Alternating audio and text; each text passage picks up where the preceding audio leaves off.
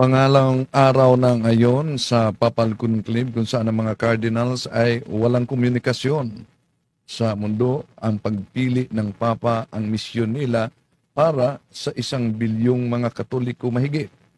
At habang nagsagawa sila ng Papal Conclave, inabangan ng karamihan ang usok na lalabas sa chimney at ang announcement ng cardinal kung puti na ang usok na lalabas.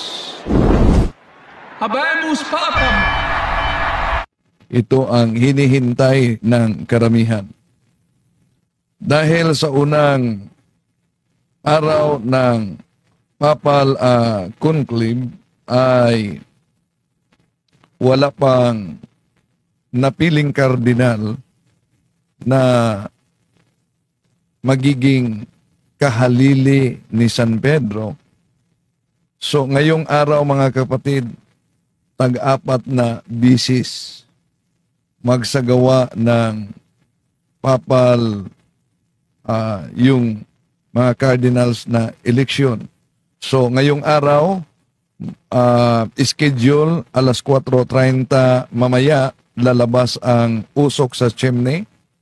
Alas 6 sa gabi, pangalawang bisis. Alas 11:30 mamayang gabi, ang pangatlong bisis. At ang pang-apat ay ala-una ng madaling araw. At inabangan talaga ng karamihan kung sino ang mapiling bagong papa ngayon. No? At kung tingnan natin ang mga cardinals, ito po sila na mga cardinals. No? At kilalang kilala itong si Cardinal Parolin. Siya ang isa sa mga makapangyarihan talaga dahil Secretary of State siya. So kung pupunta ka kay Pope Francis, dadaan ka din kay Cardinal Parolin. Siya ang itinuturing na makapangyarihan sa Vatican. 70 years old. Ito ang gulang si Cardinal Tagle, 67. Ito ang edad ng mga cardinals na nasa conclave. At ito din si Cardinal Peter Turkson, malakas na contender ito. Kaya sa analysis, posible na sa paglabas ng usok mga kapatid sa chimney, ang nag-aagawa ng buto ayon sa analysis ng iba ay may kaugnay kay Cardinal Parolin at kay Cardinal Peter Turkson.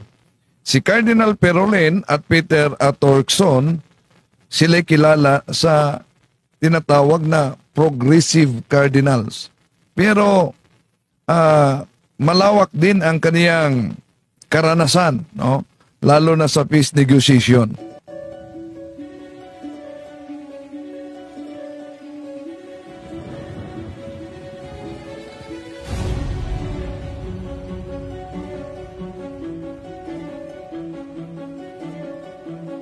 Kung maalala natin, may ilang mga interview na-interview si Cardinal Turkson na posible ba dahil lumabas kasi ang kanyang pangalan sa papal election during the time of Pope Francis na isa siya sa malakas na contender.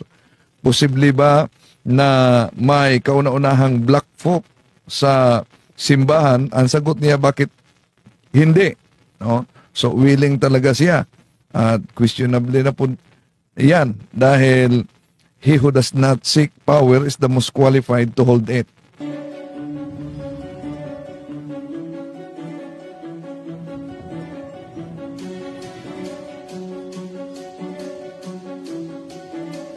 O ito ang mga gulang ng mga cardinals.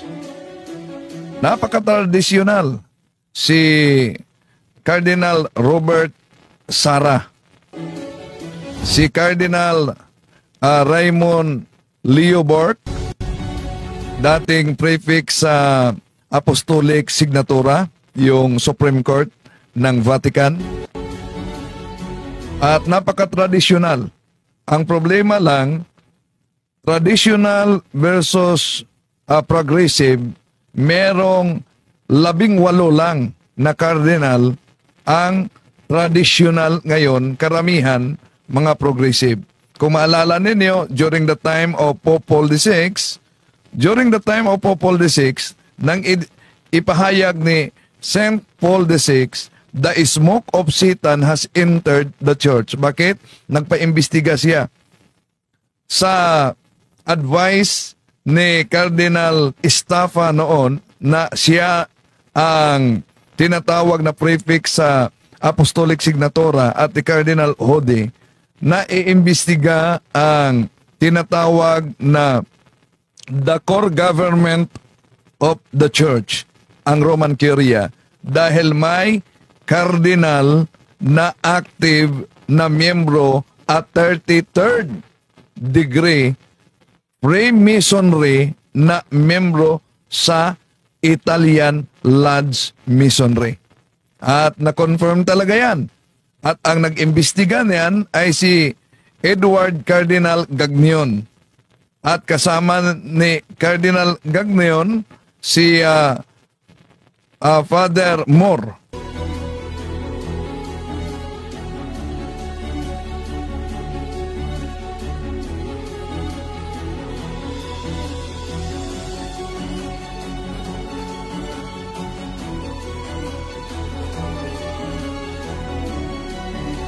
So itong mga cardinal seat na ito ang mga cardinals na sa Papal Conclave ngayon.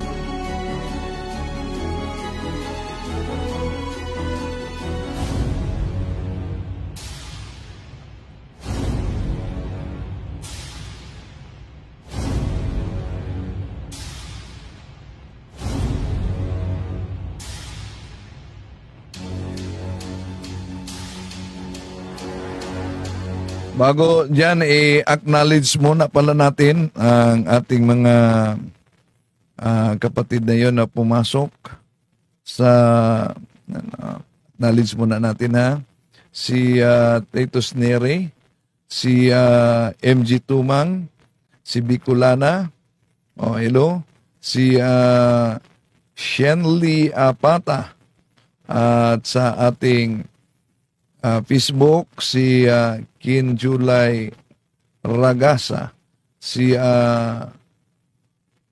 kapatid na Duri Rocha, ang misis ni Bro Angel. Hello, kumusta Bro Angel? Si kapatid na Mixi FD. Si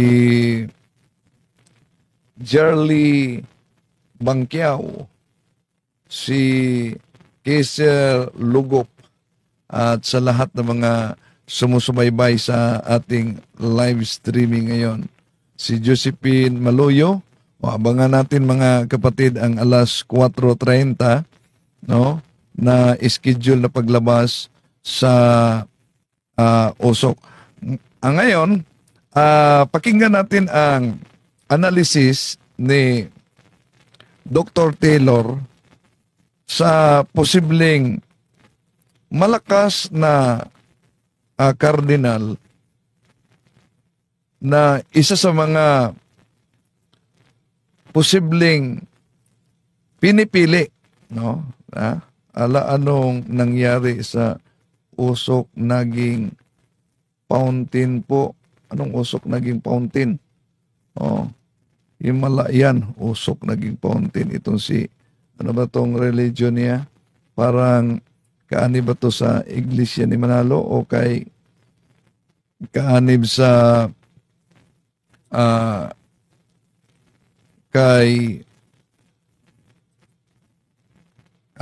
itong grupo ng Bro Eli Soriano. So Josephine Maluyo, sana meron na. Sally sa lahat ng mga pumasok ngayon. Sally Mandresa, si Mr. Lau, I hope na lalabas Smoke White. Hope na lalabas talaga, no? Ngayon sa ikalawang baluta.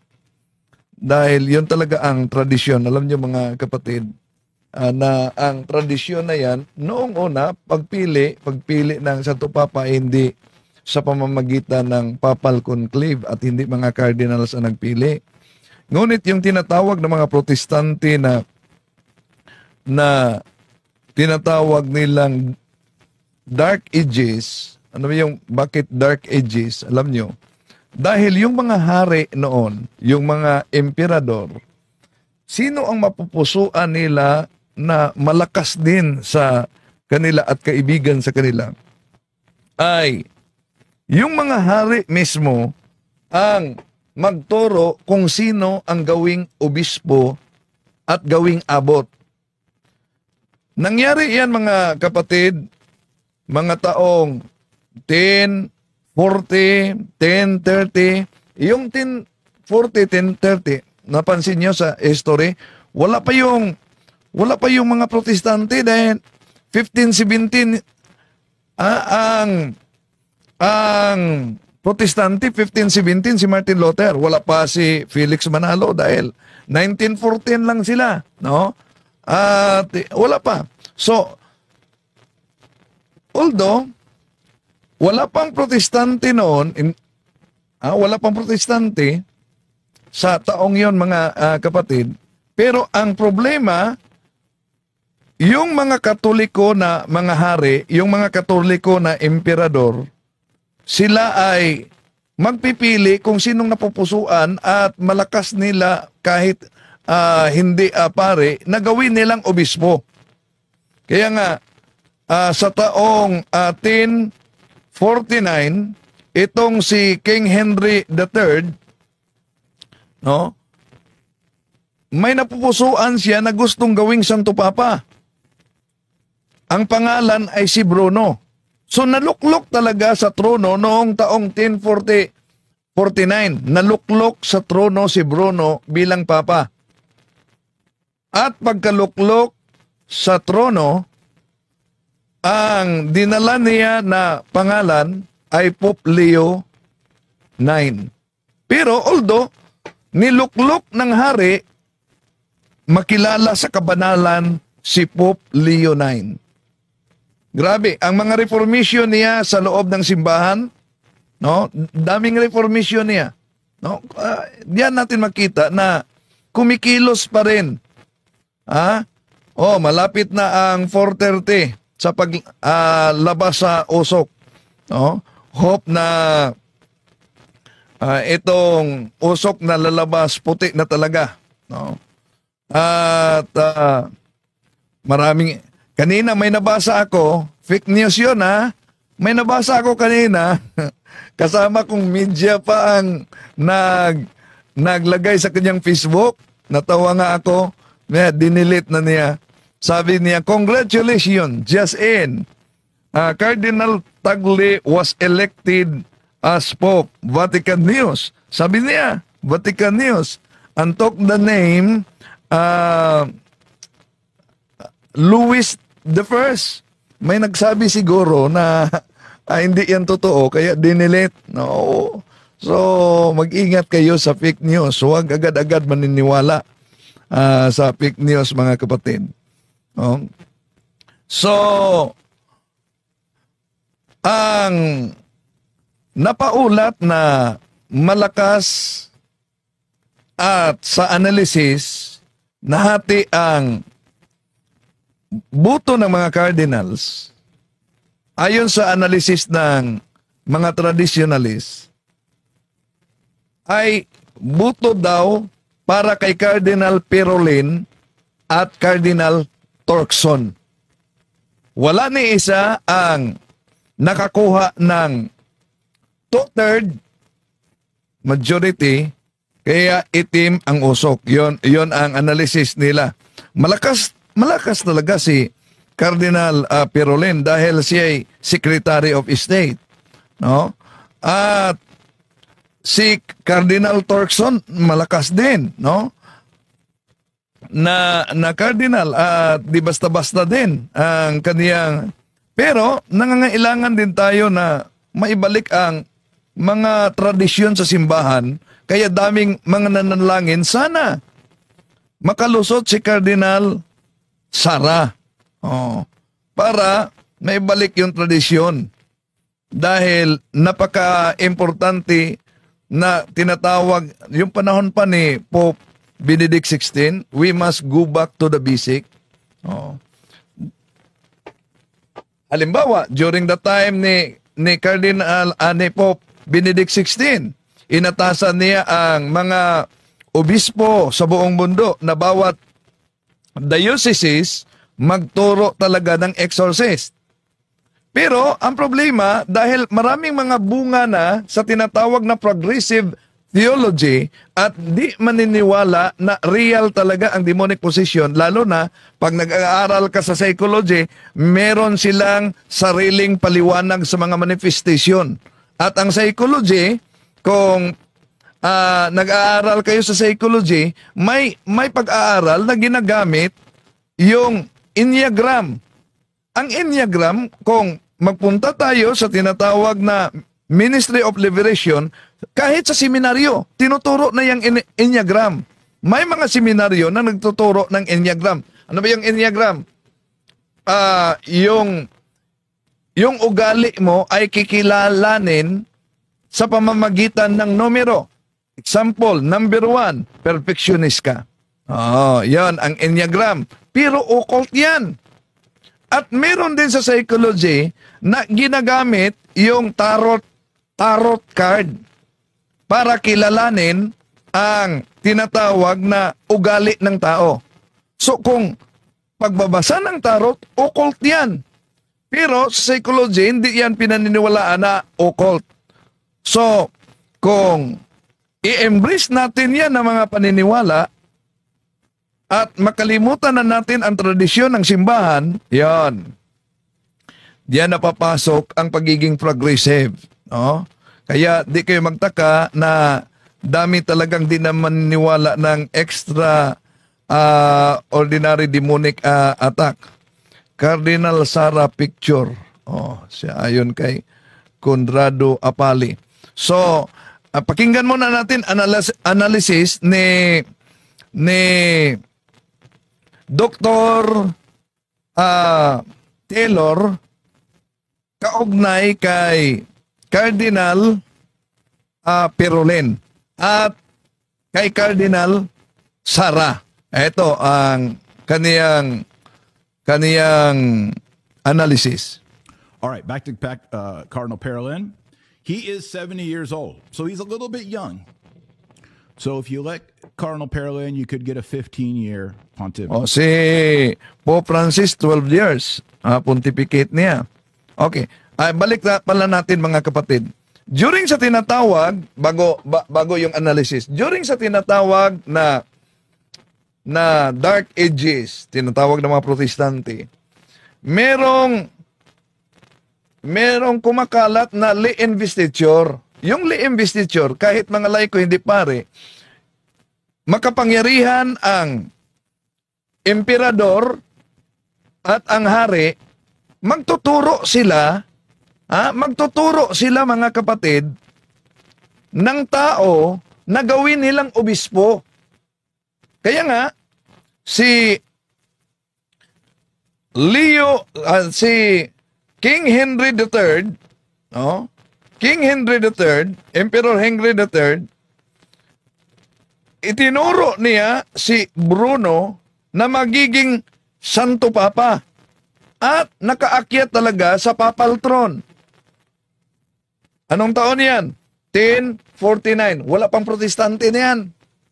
Dahil itong mga protestante na natatag lamang ng tao, mga kapatid, ang mga protestante, 1517. 1522. Imagine, ang simbahan natin dumaan ng iba't ibang mga tinatawag na unos. Oh, bagyo. Ngunit ang simbahan ay nanatili. Bakit? Dahil sa divine promise ng ating Panginoon Jesucristo na sabi niya, en omnibus dibus osque in seculat seculorum. Oh. So, may tinatawag noon na investiture, yung mga hari ay magturo kung sino magiging obispo, magiging abot sa seminar, sa monastery at maging Santo Papa. Kaya may mga reformisyon na ginawa. Although, itong si Bruno na nagiging Santo Papa dahil pinili, sino ang nagpili sa kanya? Si King Henry III. Ang pangalan Bruno, kaya nang naluklok siya sa trono noong taong 1049, wala pang protestante, etong si Bruno ay kumuha sa pangalan, ginamit niya ang pangalang Pope Leo IX. Pope Leo IX. Pero, kahit, imagine, tingnan nyo, pag ang banal na espiritu ang kikilos, pinili siya ng hari, pero banal si Bruno. At marami siyang reformation na ginawa sa loob ng simbahan. Grabe ang reformation niya. At nung namatay si Pope Leo IX, pumalit sa kanya si Pope Victor II. Oh. And then, mababa lang ang kaniyang pontificate, siya ay namatay at napalitan siya ni Pope Stephen IX. At nang namatay si Pope Stephen IX, napalitan siya ni Pope Nicholas II. Yan. Nang umupo na si Pope Nicholas II para sa reformation, lalo na sa tinatawag na investiture na yung mga hari, yan mga kapatid ang dahilan, no? Yan ang dahilan kung bakit nakasarado para maiwasan ang intervention, maiwasan ang intervention ng mga hari at emperor noon. Kaya nang nakaupo na si Pope Nicholas II, siya ang kauna-unahang Santo Papa na nagdeklara na all popes should be elected by cardinals. Dahil noon, hindi cardinal ang magpili sa Santo Papa. No? Ang magpili sa Santo Papa, pwede ang hari, ang emperor. Kaya, pag upo na ni Pope Nicholas II, yun na. Idiniklara niya, all popes should be elected by cardinals. So, pag kamatay ni Pope Nicholas II, pumalit si Pope Alexander II. At nung si Pope Alexander II na, siya ang unang papa. The first pope elected by cardinals was Pope Alexander II. Yun. So, sandali. Sabi na, magtanong lang po ako, Bro Wendell, totoo po ba ang Iglesia Katolika Apostolika Romana ay wala sa Biblia kung meron ano pong talata? Una, dami namang pagkakataong binasa natin ang Biblia na ginagamit natin ay Protestant pa na salin. Na ang salitang One Holy Catholic Apostolic nandyan na sa Biblia. Una, meron tayong ginagamit na sinabi nila tampered daw dahil wala silang kopya. Kaya ginamitan natin, ito lang, no? So nakita ninyo itong King James Version. Protestante ito ha. Dito Katoliko, King James Version 1611. Oh. Ano po ba mabasa? Dahil gusto na letra por letra ang mabasa. Tingnan niyo sa 1 John, eto, naipakita na natin ito. 4:1, may mabasang Catholic Church. Protestant ito. At hindi lang yan.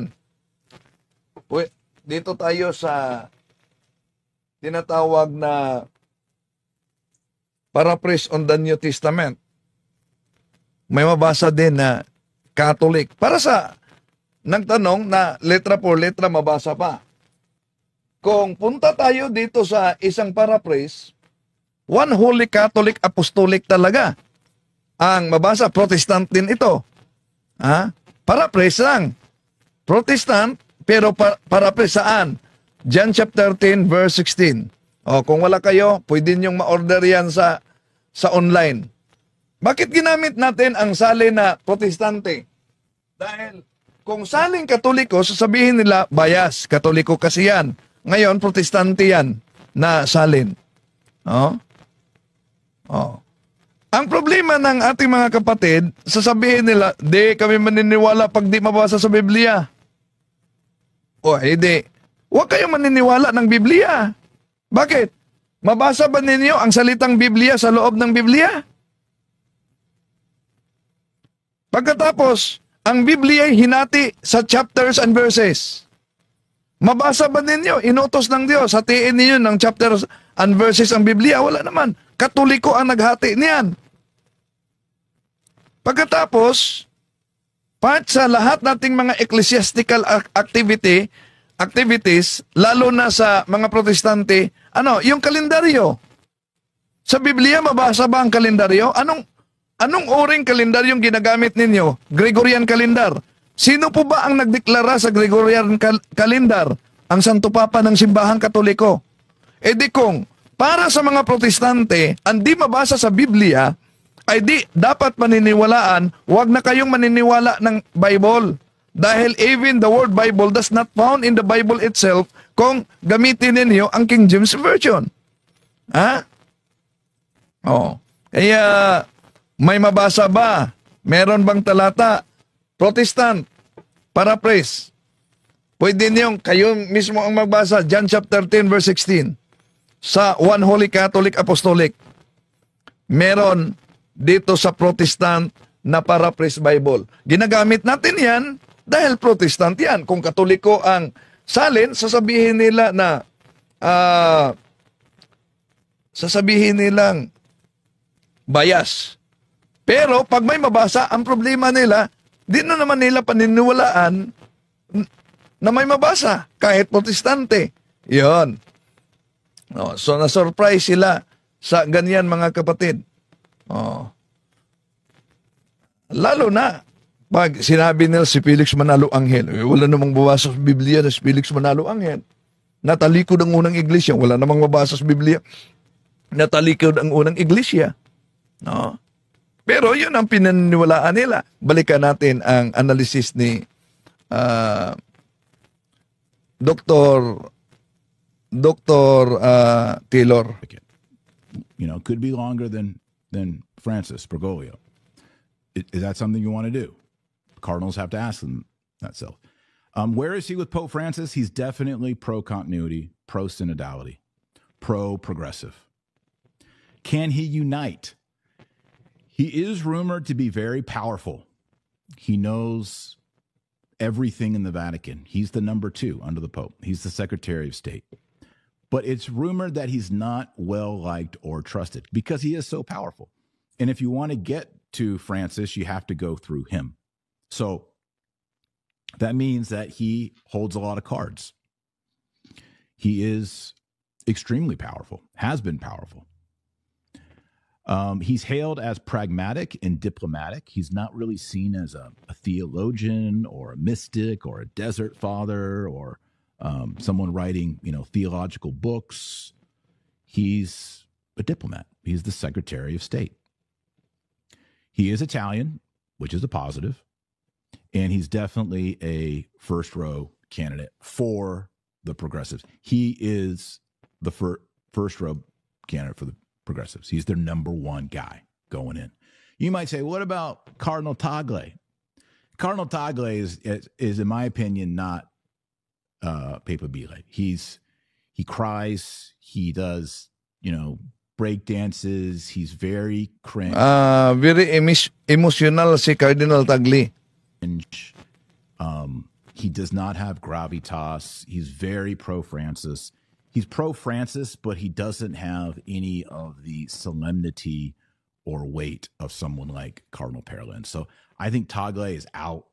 I know maybe 5 years ago, he was like, oh, he's the Asian Francis. He'll be the next pope. He out. Sandali muna. Parang may nakaamoy akong miyembro ng Iglesia ng Diyos. Bro Loreto TV. Unang Timoteo Kapitulo 3:15, may mabasang Iglesia ng Diyos. At may mabasa din sa Gawa Kapitulo 20:28 na Iglesia sa Diyos na binili sa banal na dugo na pinangasawaan ng mga obispo. Ang problema lang, may mga Iglesia ng Diyos ngayon, walang mga obispo. At basta mabasa, kahit walang sariling Biblia, namimili at inaangkin na. Pero kung i-trace natin, mga kapatid, makita natin na wala silang kaugnayan. Wala silang kaugnayan sa tinatawag na apostolic succession. Si Archie, si Dr. Taylor Marshall ay isa sa pabagsak kay Pope Francis, especially sa online media.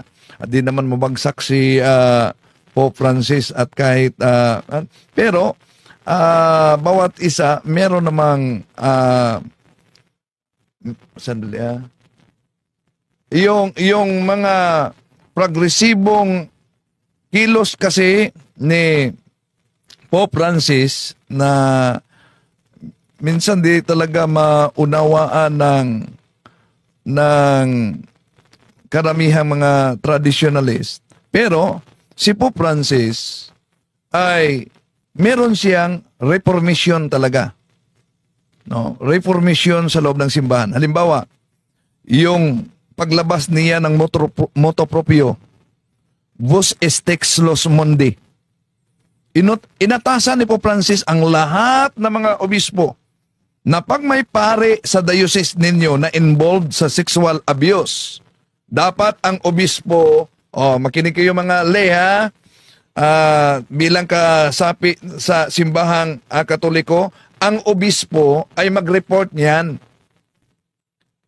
Kung walang ginagawa ang obispo, kung ikay Katoliko, pwede kang mag-report sa Apostolic Nuncio.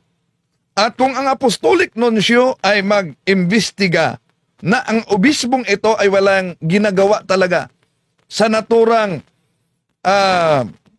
sexual abuse, mga pare na may sikretong relasyon pero nagpatuloy sa pagkapare, yun, bahagi yan dapat sa reformation. No? Dahil sila'y sentro sa malaking abuso. At kung ang isang kaanib ng simbahan mag-report sa Apostolic Nuncio at mag-imbista, tiga ang Apostolic Nuncio na talagang ang obispo walang ginagawa, yon, tatanggalin siya sa pagka-obispo. Nasa moto proprio yan ni Pope Francis. No? Bro Windel, iba po ba ang Iglesia ng Diyos at ang Iglesia ni Kristo? Hindi yan iba, kapatid. Walang pagkaiba. Iglesia sa Diyos at Iglesia ni Kristo, yun ay ang Iglesia Katolika. Because the true church of God, the true church of Christ is the Catholic Church. Catechism of the Catholic Church 811, this is the sole church of Christ in which in the creed we profess the one Holy Catholic Apostolic Roman Church. So, yung nabasa sa Biblia, halimbawa, Gawa Kapitulo 20-28, Iglesia sa Diyos na binili sa banal na dugo ng ating Panginoon Jesucristo, pinangisawaan sa mga obispo, yung Iglesia sa Diyos, yun ang Iglesia ni Cristo nga binanggit ni San Pablo sa Roma Kapitulo 16:16, at yung Iglesia sa Diyos at Iglesia ni Cristo, yun ang Iglesyang lumalaganap sa buong mundo. Nasabi ni San Pablo sa Roma Kapitulo 1:7-8, Hepeste somon katangilitai en holotokosmo. En holotokosmo na ang pananampalataya sa Roma ay lumalaganap sa buong mundo. Sino ba ang katupawaran yan? Na ang pananampalataya sa Roma ay lumalaganap sa buong mundo. Walang iba kundi ang Iglesia Katolika. Bakit? Alam niyo naman. Alam niyo naman kung ang mga siktang kasalukuyan ngayong makikita nyo ay kailan lang yan at saan nakabase sila. Tulad sa Iglesia ni Cristo, Punta Santa Ana, Manila. No? Punta Santa Ana, Manila. So, yon mga kapatid. Sandali inaabangan ko rin dito ang coverage ng EWTN. Coverage ng EWTN para sa paglabas sa usok. Pero mamaya pa, alas 4:30 pa yun mga kapatid. Alas 4:30. So, yun. Punta tayo sa kanyang analysis kaugnay kay Cardinal Sarah. Cardinal Sarah, as far as I've known, I've studied him quite a bit. He doesn't have scandals. He is seen as a revered grandfather figure. He's African. He has black skin. Not that that matters to me. I was in the 90s. We were told don't see color, right? But it does signify in a visual way, we are global. We are transforming. Liberal people like that. They might be willing to hold their nose and say, man, Cardinal Sarah likes the... may punto naman sa mga nagagalit kay Dr. Marcial. Alam nyo, may punto naman din ang mga tinatawag na ilang traditionalist. Dahil sa totoo lang, meron talagang mga nakapasok na tinatawag na napaka-liberal, no, sa panahon ngayon na at nagtuturo sa seminaryo. No? Nagtuturo. Kaya nga, di tayo magtaka na bakit dami ng mga pare at kahit mga obispo di maniniwala sa exorcism. Kahit may ritual, kahit may utos sa Santo Papa, pero alam nyo, dami mga di maniniwala sa exorcism. Iyon ay bunga sa pagsulbong sa mga liberal. At tandaan natin ang babala sa Gawa ng mga Apostoles, Kapitulo 20, versikulo 29, mula sa inyo. Asan ba ito? May aklat na palaging ginagamit kasi ng nasa malayo pala. Mula sa inyo, maraming magtuturo. Magtuturo ng mga mali at kamalian. Okay. Sabi ni Peace be with you, si Dr. Marcial, modern kaipas an anasyan. Okay, tuloy natin muna ang analysis ni Marcial. Traditional Latin Mass, and he's against fiducia supplicans, and he has questions about Amoris Laetitia, and he's way more conservative than we're comfortable with, but he does signal something, a return to something grave and dignified, and also something new and global. It's kind of a moment to say, we in Europe have kind of screwed things up. In America, McCarrick, we've screwed things up. So we're now going to do something a little bit different. I think they were kind of thinking of that with Bergoglio in Argentina. I think that was kind of, and so if they're still thinking like that, the miracle could be that 108 Cardinals who were selected by Francis might cast a ballot for Sarah.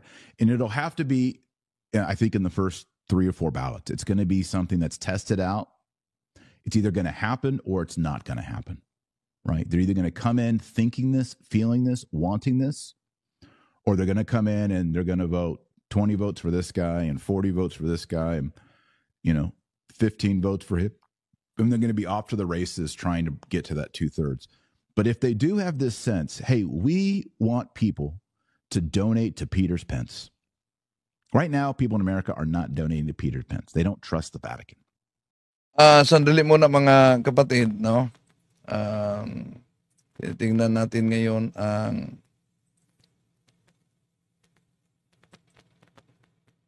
sandali. Okay. Nagsimula na ngayon ang mga tao sa St. Peter's Square. Dahil alas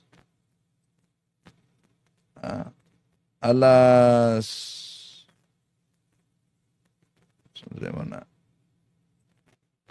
Okay.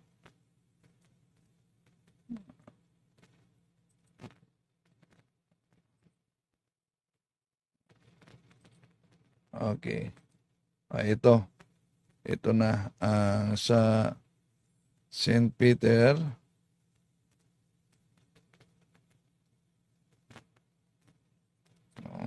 Alas 4 talaga, alas 4:30. Malapit na mga kapatid. Abangan natin. Alas 4:30 lalabas na ang pangalawang usok sa chimney. So, ito ngayon ang makikita ninyo ngayon. So, sa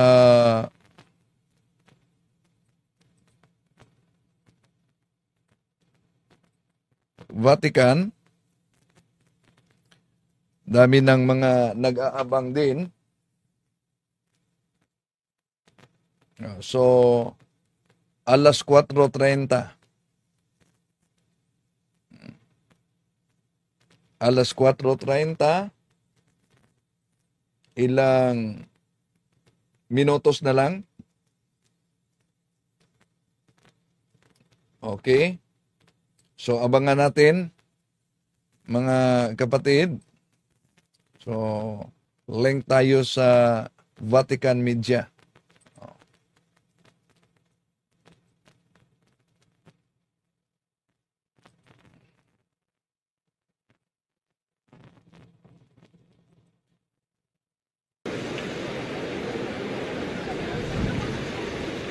Alas 4:30,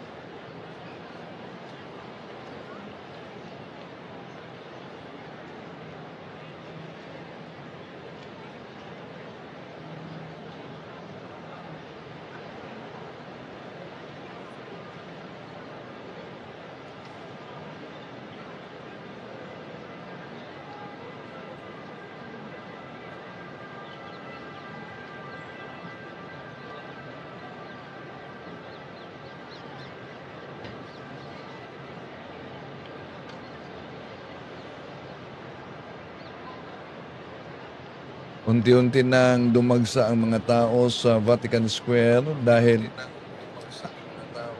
alas 4:30 inaasahang lalabas na ang usok sa chimney. Ngayon ay alas 4:10, merong 20 minutos na lang mga kapatid.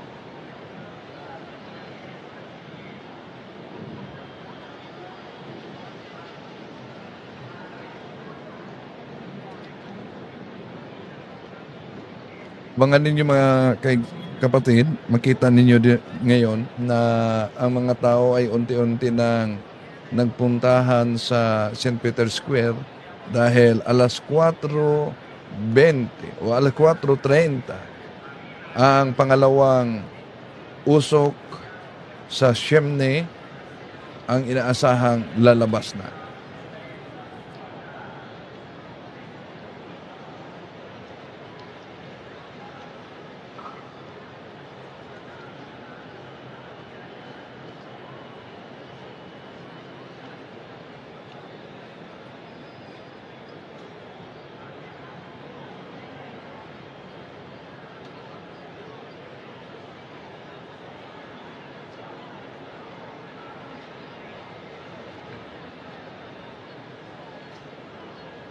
Marami na talagang excited ngayon na nag-aabang kung anong kulay ng usok na lalabas sa pangalawang baluta ito.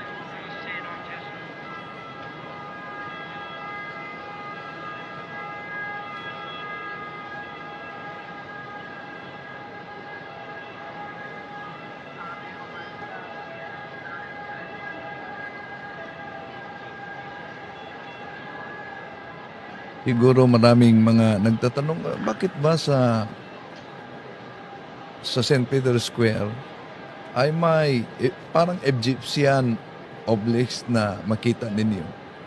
Yun ang area kung saan si San Pedro ipinako sa krus na patiwari.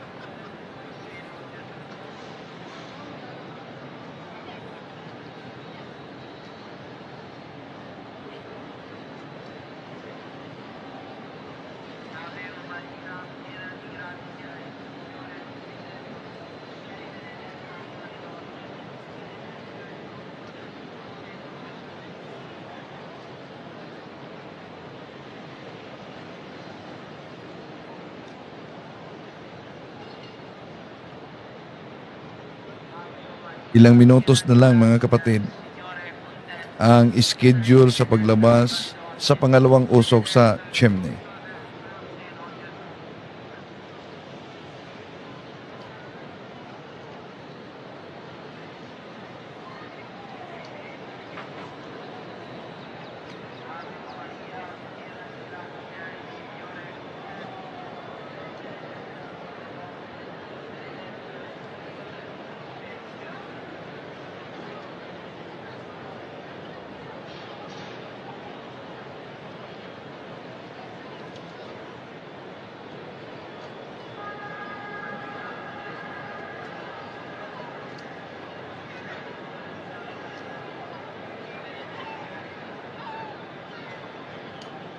Kung sakali sa pangalawang bisis na usok na lalabas ngayon ay itim, so ating i-cut off na ang coverage.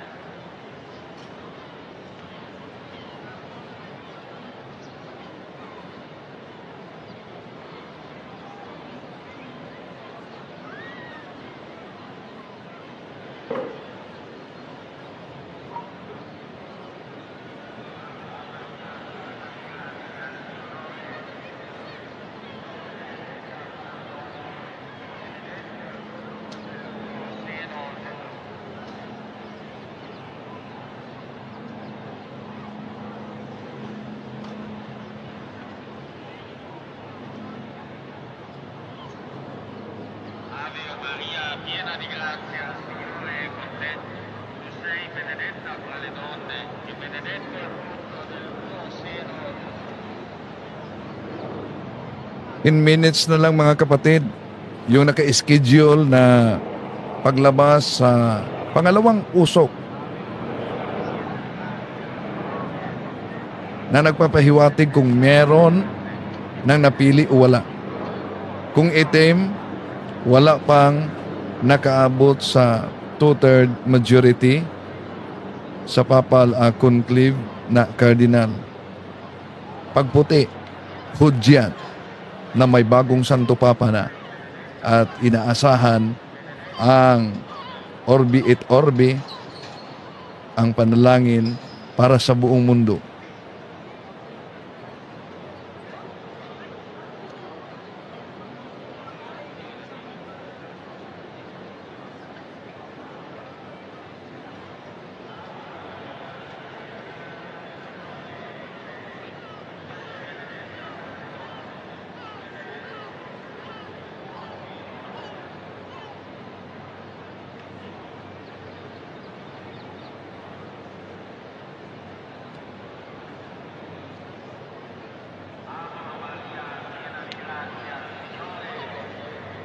Naka-hook up tayo ngayon sa Vatican Media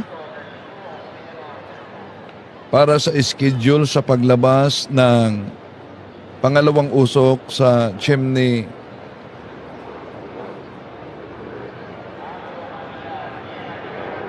ito ang inabangan ng karamihan. Merong 9 minutes na lang ang natira para sa naka-schedule na paglabas.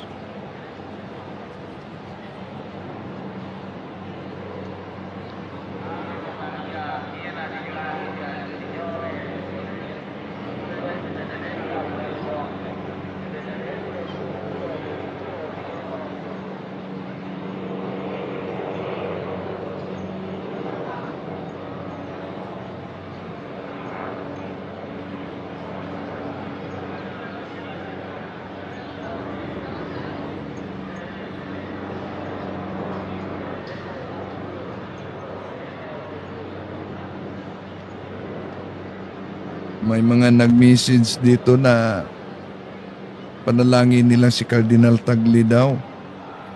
Kung sakali, no? Yun ang kilos ng banal na espiritu na si Cardinal Tagle ang mapili, kauna-unahan sa Asia, kauna-unahang Pilipino. Napaka-proud talaga sa mga Pilipino kung yun talaga ang lalabas. So, ilang minutos na lang mga kapatid. Alas 4:23 na sa oras natin ngayon. Alas 4:30 ang naka-schedule paglabas sa usok.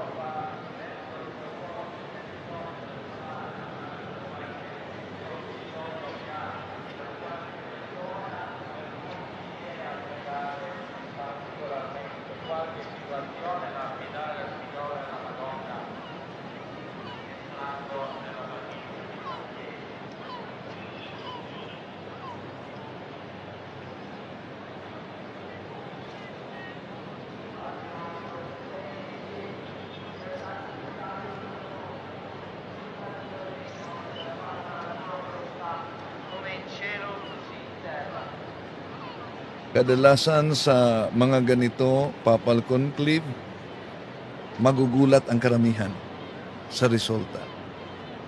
May mga hindi inaasahan talaga.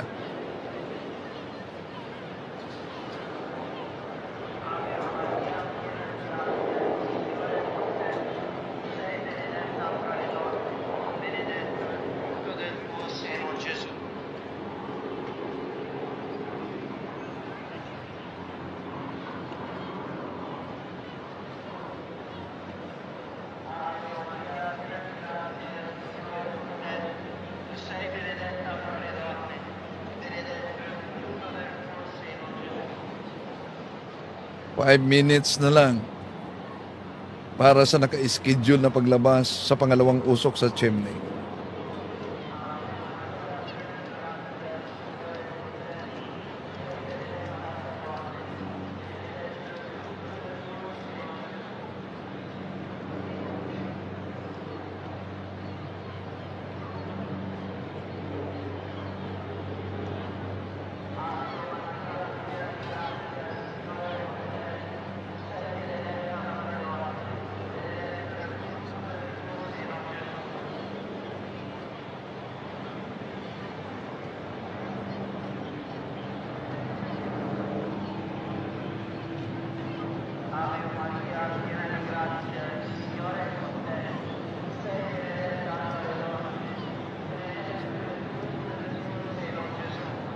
marinig natin dito na may mga nagro-rosaryo.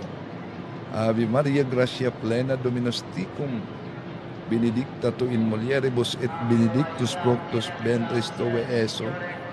Santa Maria Mater Dei, ora pro nobis peccatoribus nunc et in hora mortis nostri. Amen.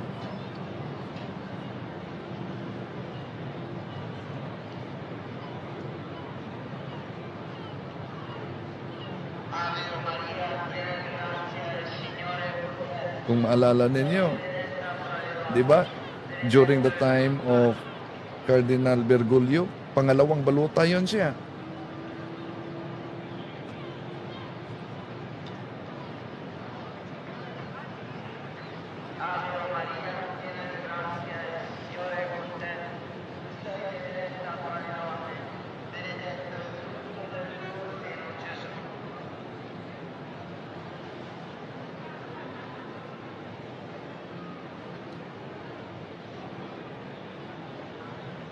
Ave Maria, piena di grazia, il Signore è con te. Tu sei benedetta fra le donne.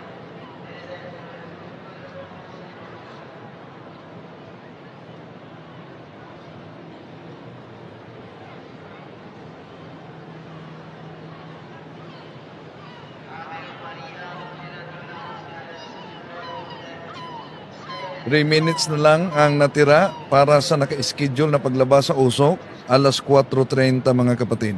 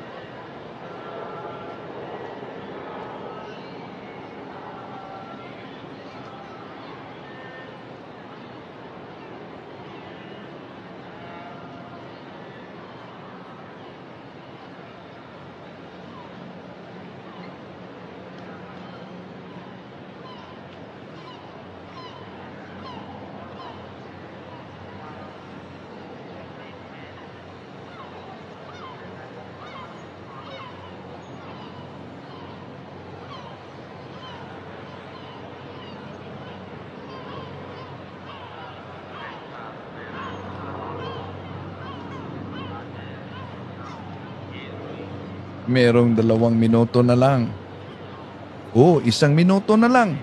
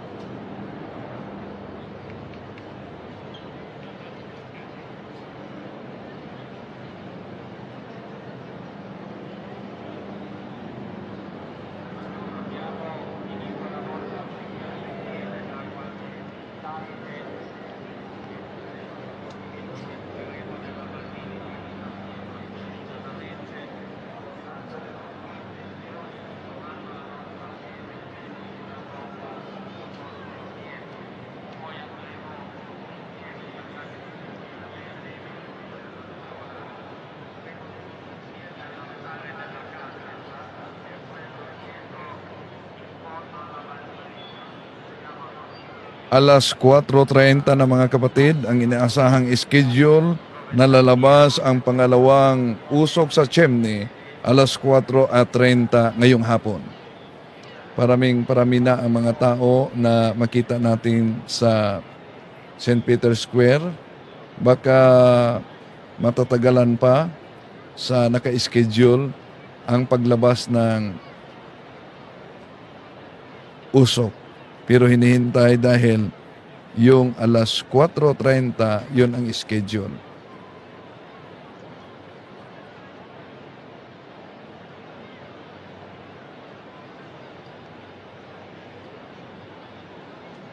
Hook up tayo ngayon sa Vatican TV live sa Vatican para sa pangalawang baluta na inaabangan ngayon ang paglabas ng usok kung anong kulay. Ito ba'y itim, na hudyat na wala pang napili, wala pang nakaabot na two-third majority, o kulay puti na hudyat na may napili na.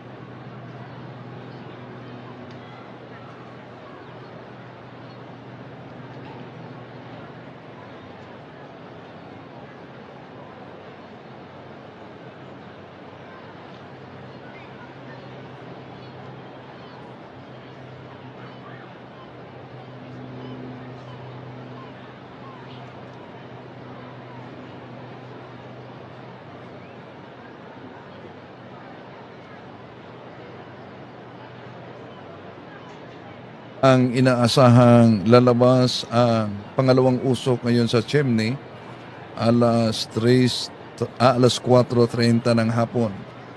Alas 4:34 na ngayon, wala pa tayong nakitang lumabas na usok. Hintayin natin mga kapatid. Kung anong kulay. Ang daming excited na talaga.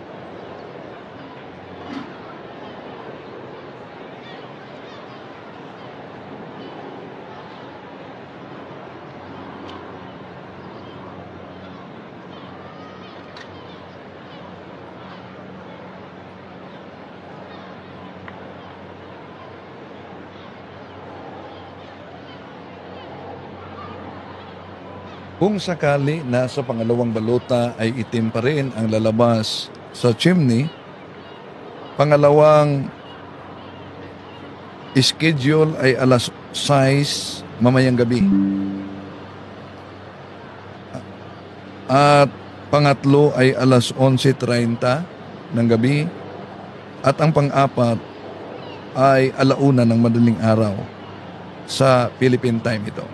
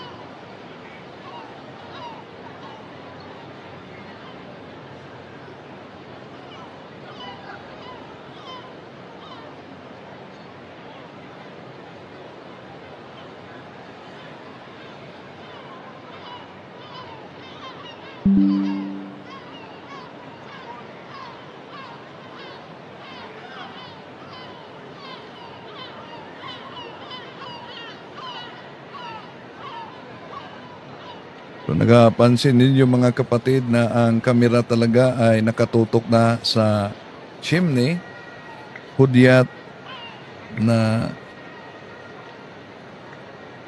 ito'y malapit na.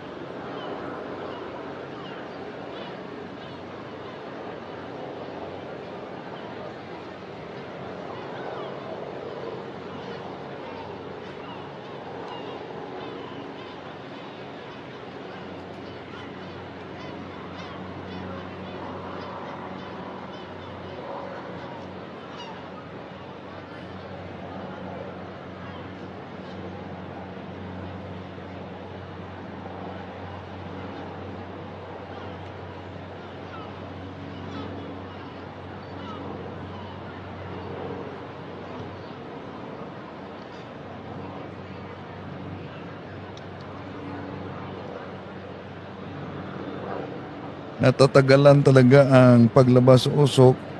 Ang schedule ay alas 4:30, alas 4:42 na sa hapon mga kapatid. Pero kung napansin ninyo, ang Vatican Media nakatutok na ang kamera sa chimney talaga.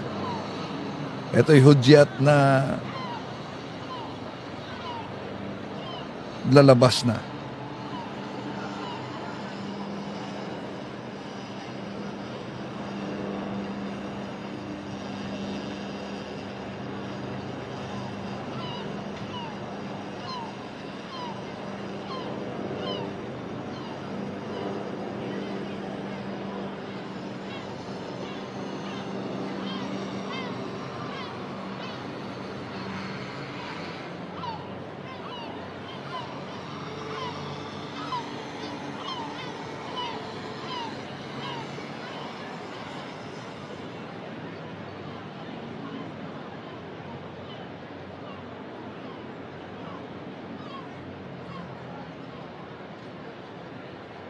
Pag kulay puti ang usok, mga kapatid, patuloy ang coverage natin ngayon. Pag kulay itim ang usok, puputulin natin ang coverage ngayon.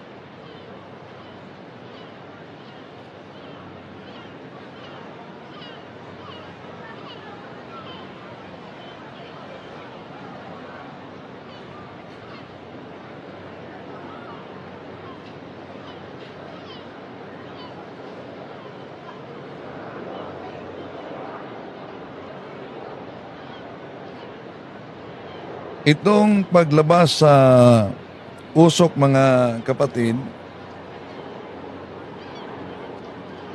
ay hudyat sa pangalawang baluta sa votisyon ng mga Cardinals. Kung maalala niyo, during the time of Pope Pius X, sa loob ng 4 na araw,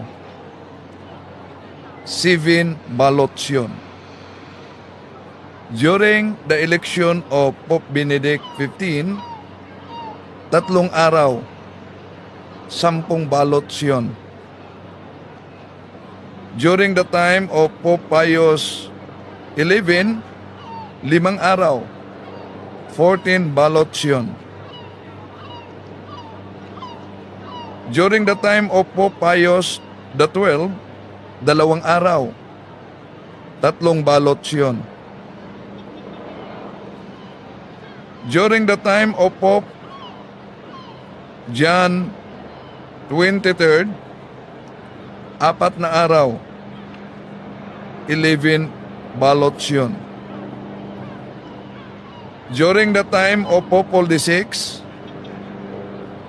3 araw, 6 ballots yun. During the time of Pope John Paul I, 2 araw, 4 ballots yun. During the time of St. John Paul II, 3 araw,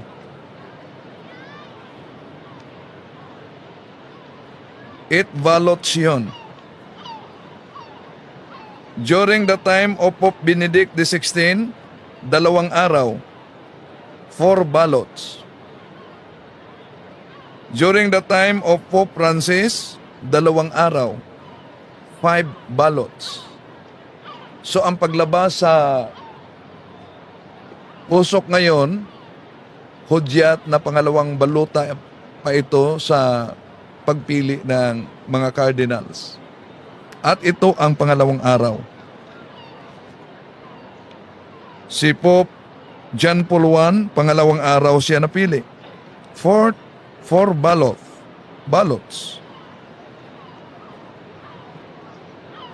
Si John Paul I. Si Pope John Paul II, 3 araw, 8 ballots. Pope Benedict XVI, 2 araw, 4 ballots. Pope Francis, 2 araw, 5 ballots.